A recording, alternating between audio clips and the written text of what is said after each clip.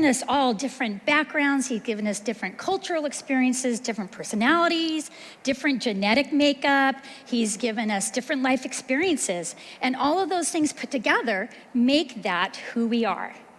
But it also forms our perspectives and our very strong opinions and the way that we look at things, and it also forms our standards. And these are the things that we bring out into real life. So we're gonna do things that are comfortable to us and the standards that we've formed over the years, and then other people are gonna do things that are comfortable to them and the standard that they have formed over the years. And those are gonna come together and they're gonna bring conflict. And it's often kind of like a tug-of-war. I like to think of it as a tug-of-war, right? So we have conflict, and the conflict is really a struggle between opposing parties, between opposing desires, between opposing needs or demands between two or more parties.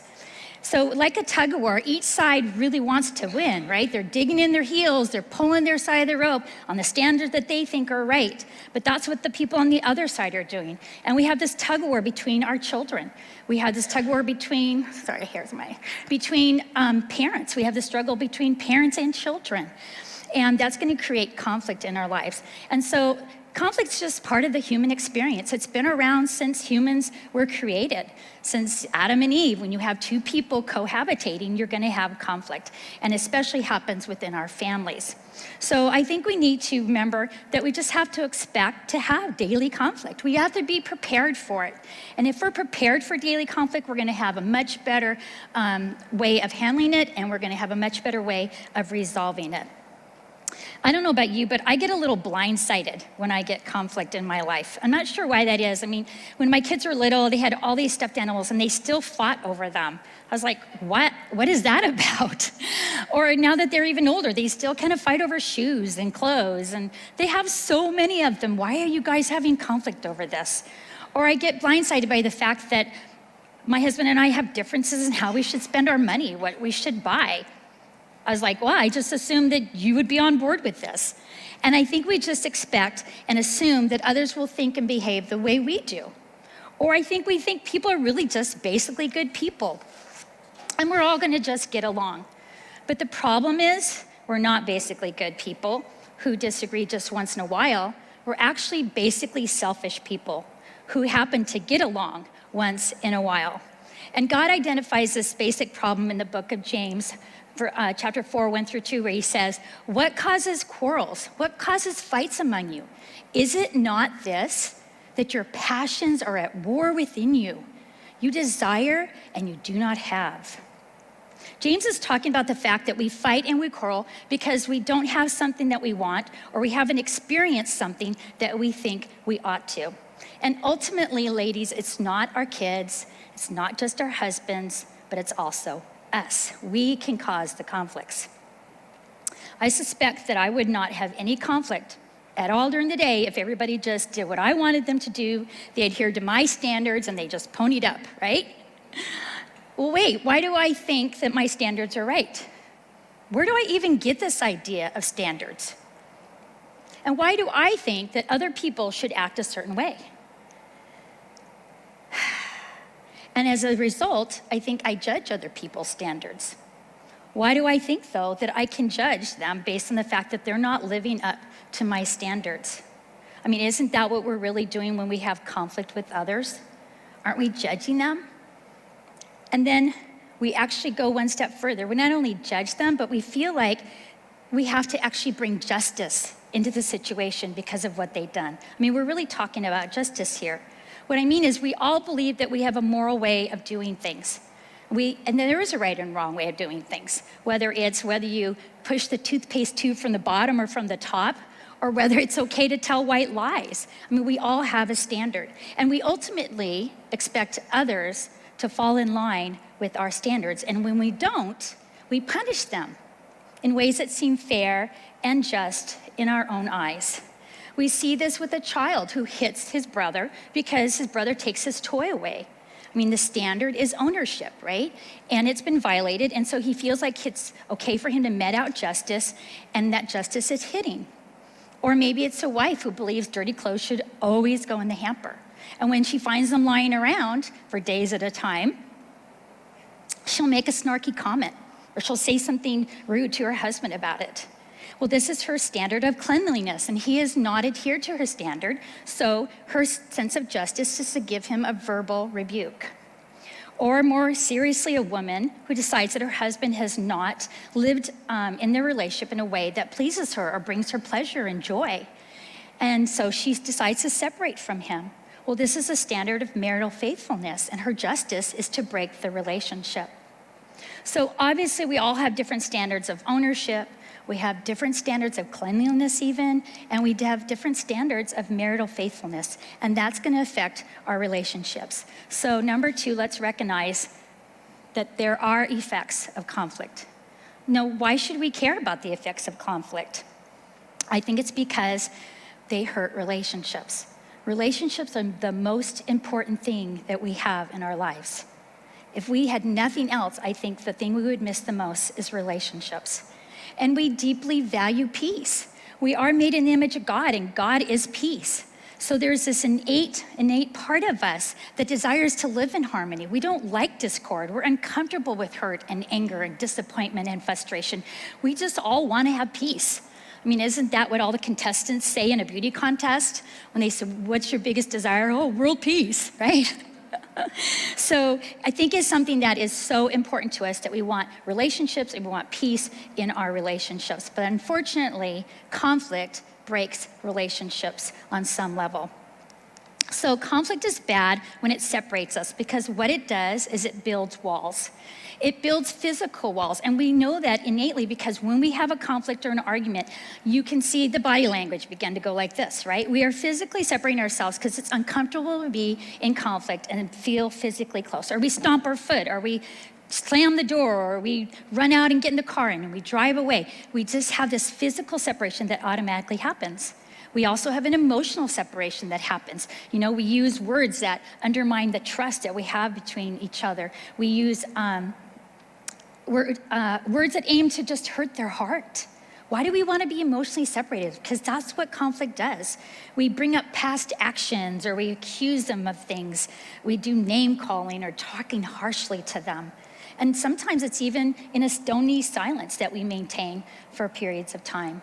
It's an emotional separation that occurs. And then there's social separations that occur. And this is where people turn against other people, and they want to separate them because we've been hurt and our standards have been violated. This can be expressed in a passive-aggressive way, like slander and gossip, husband bashing, shaming our children. Why can't you act like the neighbor's kids? Or why can't you clean up like your brother? Sometimes it's even showing favoritism in conflict between 2 or more people. We end up hurting the reputation of people because our standards have not been adhered to. But the good news is conflict is good when it educates. It can build bridges between us when we begin to understand what's going on in the conflict. And the first thing that we need to do is look at the fact that we have different standards. And the thing that we need to look at is, what is the basis of our standard? So is this a standard of ourself? Is it something that makes me feel good? Is it something that I've learned in the past? Is it some standard that I have formed because of my life experiences? Is it a standard that comes from culture? You should own your own home, have a 2-car garage. Children should be in private school. We feel the pressure of outside culture, and then we adhere to the standards of that, and we need to identify that. Is that coming from the culture? Or is it coming from God? Is this God's standards? Because ultimately, the only standards worth digging our heels in for are God's standards, because they are put in place to protect relationships. And we will ultimately be held accountable and be judged by the standards that God has given us. So we need to think through those things. What is the basis of my standard? And then we also have just different biology. Men and women are different. You know, women are from Venus and men are from Mars, I think it says. And my husband often says that, like, oh, well, that's because you're from Mars. That's why you said that. But it's really true. Our brains are wired differently. We have gender differences. We approach things differently. We think that women feel with their hearts. My husband says, I'm the brains and you're the heart. And it's true to a certain extent, at least in the initial way that we approach a lot of things. There's also the standard of wants versus needs, right? What's a legitimate need? Is it something that I have to have, or is it something I just want to have?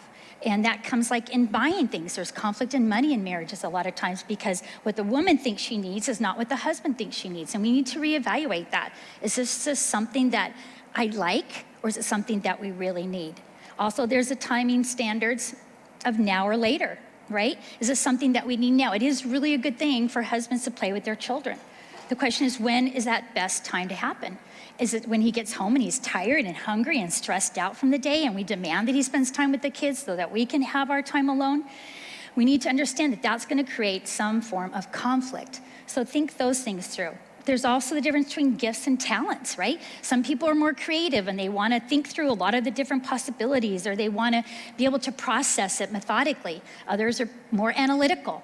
You know, what's the bottom line? My husband's like that. Here, I want you to do that, and I want you to do that now. And I'm thinking, well, if I do this and I do that, and then I come back and he's like, how come that's not done? I was like, oh yeah, you're right. And I've learned when he asks me to do something, that's a priority for me. Timing is a big standard difference that we have, and the way we approach life. And then you have like introverts versus extroverts, right? That's been somewhat of a conflict in our family because I would have people over all the time. And my husband needs to have his alone time. And we've been able to work that out really, really well. So I focus more on time when he's not around, that I have a lot of people over, and I give him his space when he needs it. So we need to really examine those kind of standards that we have, biology. And then there's the third standard that we really need to look at. And it's really a difference of two different strategies: peacekeeping and peacemaking. Now, there are fundamental differences between these words, although they're very similar. So let's talk first about peacekeeping. Peacekeeping is aimed at bringing calm after the storm. That is the number one priority. So a peacekeeper typically will push conflict down, right? Or they'll pretend like it didn't even happen. Or they'll gloss over it like, oh, that was no big deal. Or they excuse it. Oh, that's just him. And that's going to end up creating emotions that have to be buried. People aren't allowed to express things. There's hurt that occurs in conflict, and a peacekeeper doesn't allow that hurt to be healed because it takes an effort, right? And it's the avoidance of any additional pain or suffering or uncomfortable interaction. They just want it to be done. But the core problem with peacekeeping is that it's never fully healed. There's never a restoration of the relationship in the way that God intended it. It's like having a gaping wound and just putting a Band-Aid on it when it needed stitches. Or having a broken bone that you put in a sling, but what it really needed was surgery. Proper healing never really takes place. And what happens with peacekeeping is that we teach our children that what we end up doing is building more walls than bridges, because they don't understand the basis of the conflict. They don't understand why they are upset or hurt, and there's no opportunity for them to resolve it. And they end up becoming lonely adults because they've spent more time building walls than building bridges. So we need to really think through whether we want to be a peacekeeper or maybe we want to be a peacemaker. And that's when we commit to resolve conflict.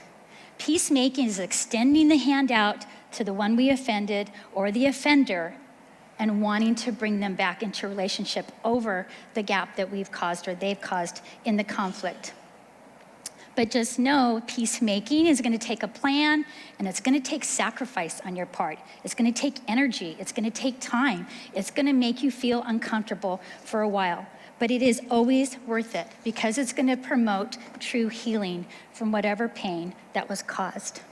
Now, I'm not going to lie to you and say peacemaking is going to resolve all your conflicts and you're not going to have them anymore. We obviously know that's not true. But they will lead to a more peaceful home, and they will help you resolve conflicts in a way that's going to make sense for people. People are going to understand the process. And I have to tell you that the things I'm going to talk to you about in the rest of my teaching are things that have really revolutionized my marriage, because my husband and I are very different. And we have had a lot of reasons to have conflict over the years.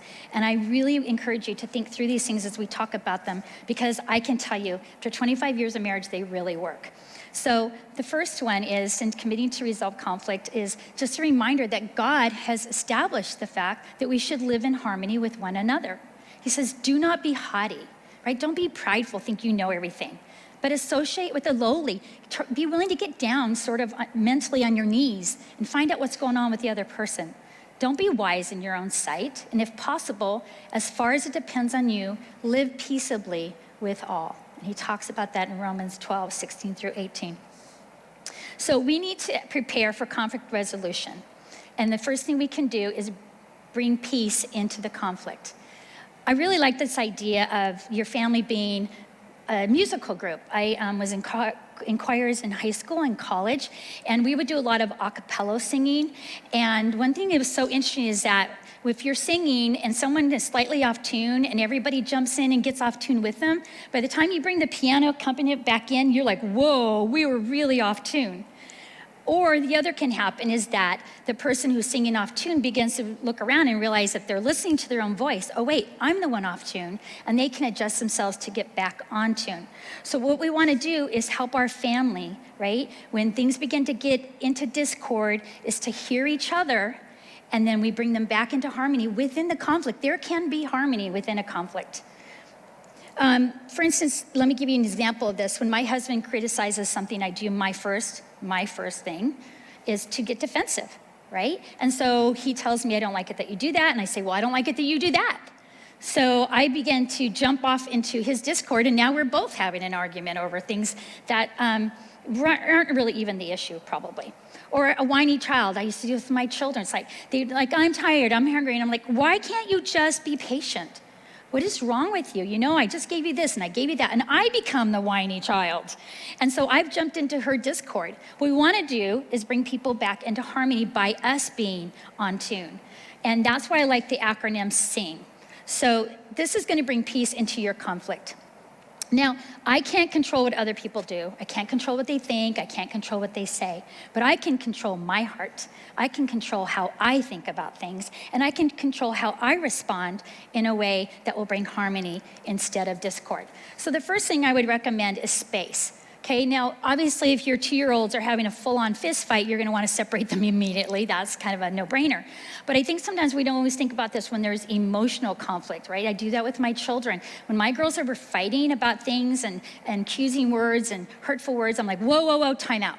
Okay, go back to your rooms. You guys need to sit down. And obviously, the older the child is, the more able they're going to be able to do this. Think through what's going on, okay? What's your standard here? Why are you angry? I want you to calm down. So we need to take space in order to let the emotions die down. Because when our emotions are high, we say things that we don't mean. We say things that we're going to regret, and we're going to add disharmony to the situation. So bring peace in. And then you should come back as soon as possible. Obviously, the younger the child, the quicker you're going to bring them back, because children's memories aren't as long as adults, okay? And sometimes it's going to take you making the initiative. So if I have an argument with my husband, and I say to him sometimes now, okay, let me think about what you just said. And I leave the room, and when my emotions have died down, and I know that he's not hungry or stressed or tired, I'll go back to him and say, you know, I was thinking about what you said. Is this a good time to talk about it?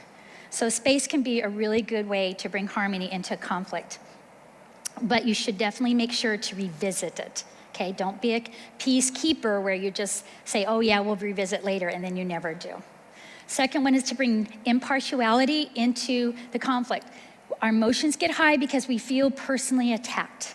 And one thing we need to realize is that most of our conflict is based on different standards. That's not really personal. It's not that I'm a bad person in the sense that I did this on purpose. Most of us, obviously, just have standards that we haven't thought through that are conflicting with the standards of others. So if we can bring it back down to that level and go back to that understanding standards, right? And think through what standard am I operating on, and then talk to your husband about what standard he's operating on, or even your children. Why do you think that you should be able to play with that? You know, why do you think that you shouldn't have to obey mommy, or why do you think that you can lie? Those kind of things. We need to bring impartiality back into the conflict. And I think we need to be able to have everybody put it all on the table. Okay, when your children and siblings are having conflict, each child needs to be fully heard without being interrupted. And I know you probably know what I'm talking about when someone will start saying something and the other's like, no, she didn't do that. Let the person talk, okay? Let them feel fully heard, because if they feel fully heard, they're gonna be more willing to let the other person be fully heard, okay? So super important, and that children feel heard. They feel like they're valued enough to be able to have their say. Maybe they're off base completely, but a lot of times if you let the person say something, they'll go, oh, wait, yeah, that didn't sound good. And then the third N is for niceness, and is for niceness, the golden rule, right? Treat other people as you would have them treat you.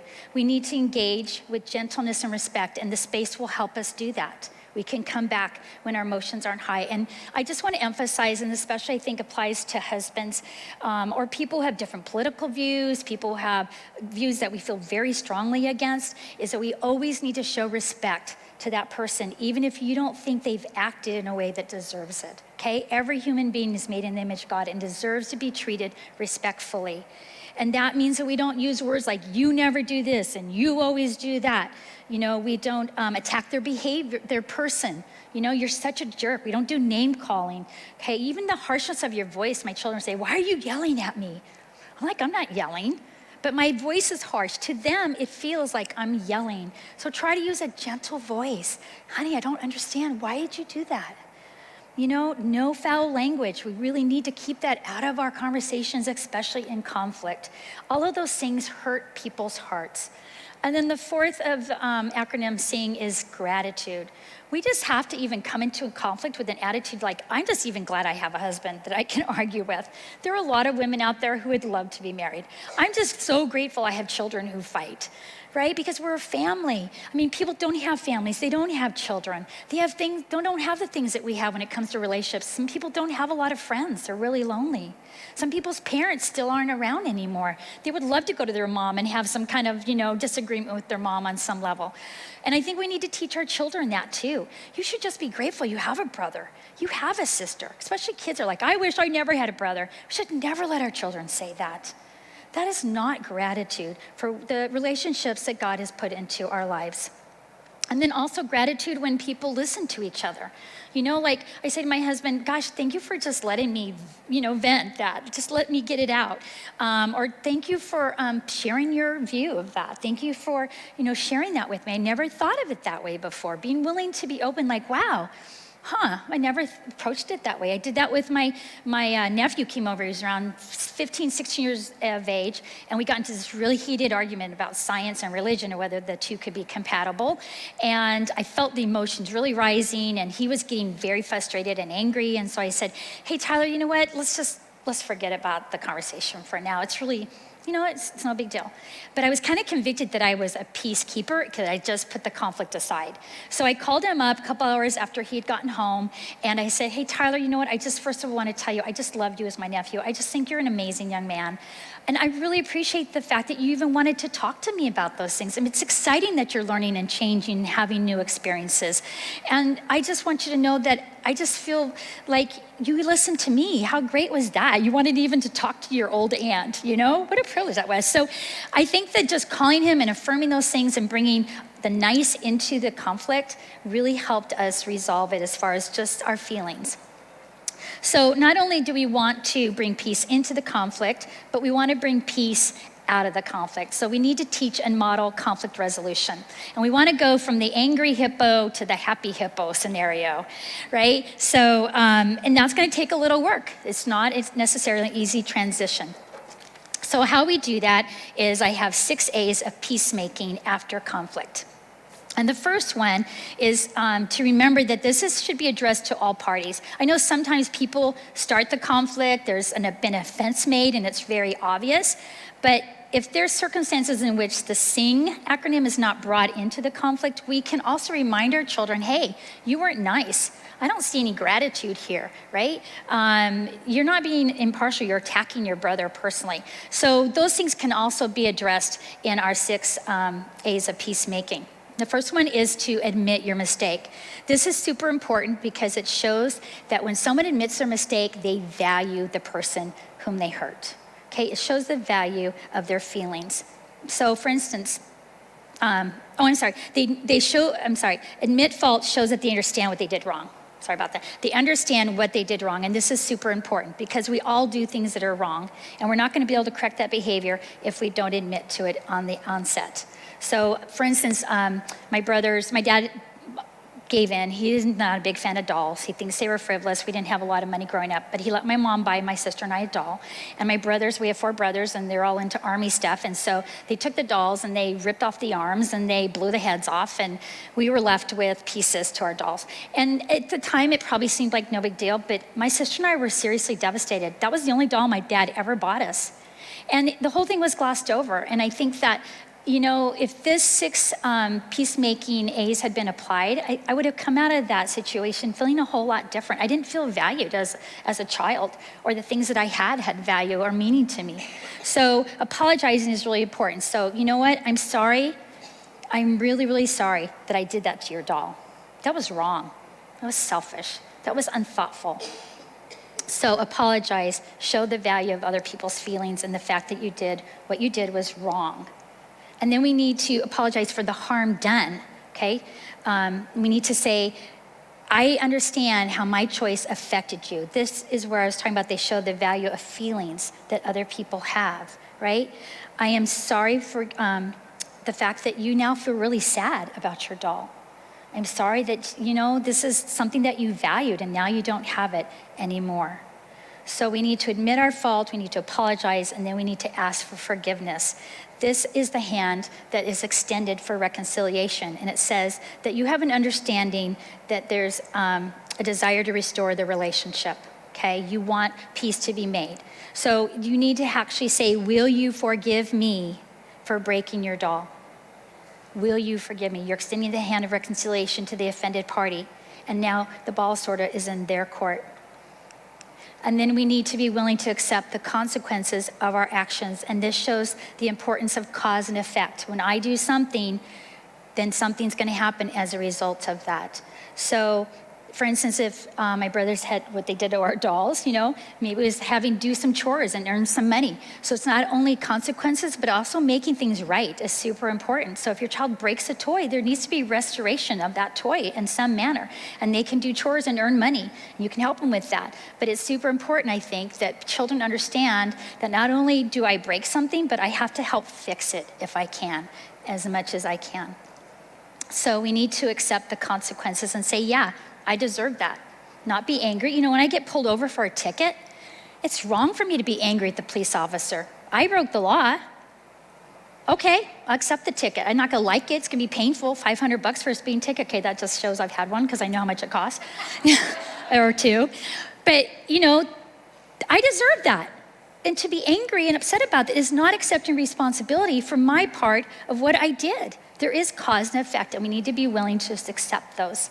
And then I think this goes along with just affirming, being grateful about our children and the fact that we have children or they have siblings, is that we need to show our love and respect for someone. And when there is that sense of forgiveness extended and the child says, yes, I forgive you, there should always be a hug, some kind of affection and love expressed. Like, I love you as my sister, or hubby, I just am so grateful you're my husband, And whether it's a touch on the arm or the fist bump, or, whether it's a hug or whatever it's appropriate for the situation, whether they're friends or family members or husband and wife, there needs to be a show of affection and love. And that means that you're promoting the healing, and you're also teaching your child that love is not based on your feelings. Because probably in that moment of conflict and even conflict resolution, you don't feel love for that person. You're still trying to work through all these things. But you're teaching your children that it's a commitment. I'm committed to loving you. I love you no matter what just happened. I think that's a super important part of the restoration process. And then we need to make sure that our children understand that their behavior should be altered. Okay, I did this, I broke your doll. Next time, I'm gonna be very careful with your things, or I'm not even gonna play with your things, or I'm gonna ask if I can do something with your doll. I'm gonna ask if I can blow it up first. I'll probably say no, but at least the point is that true repentance is gonna translate into true change. Okay, our children one sign that your kid's not really sorry, that they're not really admitting their mistake, they're not really apologizing, they're not really meaning that they want forgiveness, they're not really accepting their consequences, is because their behavior really is never changing. So, and that's gonna take a process. Your child is not gonna change overnight, but as they learn to go through these steps of conflict resolution, they're gonna get better at it, and they're gonna make less mistakes, and I even guarantee there's probably gonna be a little bit less conflict in your home. So it's important to be teaching these things, but we want to remind ourselves that modeling the conflict resolution is even more important, right? Children do what they see, not what they hear. And we can go blah, blah, blah, blah, blah all day long and make them go through these six steps. But when they see us doing that with our husbands, or like with my nephew in family situations, with Thanksgiving dinner, how hard that can be. We can model it. I don't know whether you're a closed door conflict resolution person with your husband or whether you guys have conflict out in the open with your children, but I would just encourage you to give opportunities on some level with conflict in your home of letting them see you model these 6 things. So let's be people who are doers of the word, not just people who read them and think about them and teach them. So I think the bottom line is if we model these things and we teach them and we practice to sing in our conflicts, we're going to find that we're going to have healing in our relationships. And I just want to encourage you, ladies, if you have unresolved conflict in relationships in your families or even within your home, life is so short. We don't know how long we have on this earth. And broken relationships, if they're not restored, can leave a lot of regret in our lives. And we need to seize the moment. Whether it's a broken relationship with a brother or sister or a parent or even a grown child, maybe children have had conflicts that haven't been really resolved. It's really up to us. Sometimes I'd be like, why am I the one that has to get in the middle of this? And it's like, because you are in the middle of this. Who better than you to do this? You understand the process. But I think even more important, we need to think about whether we're reconciled with God. Okay, we have broken his standards, and he has the right to judge us based on the fact that he's a perfect God, and his standards are perfect, and we're not. We're basically not good people. We're basically people who always say, I want to do things my way. I reject those standards. I make up my own standards. I kind of tweak those standards, and I kind of make them feel good for me. But God's like, you know what? If you want a relationship with me, then you're going to have to reconcile with me. He's already extended the hand of reconciliation through Jesus Christ. We need to accept that hand, and we have to do that before we die, because once we do, we will never have an opportunity, my friends, to reconcile again with God. So seize the moment. Today is the day when we decide, I'm going to reconcile with those relationships that are broken in my life. So ladies, remember, we can't control how much conflict we have, but we can control whether we sing well in our conflict. We can control whether we're peacemakers instead of just peacekeepers. We can bring healing and hurt and show that our relationships are valuable, that people are valuable, that they can be safe in our families, and that we will model it as much as teach it. Thank you so much for listening. I really appreciate it.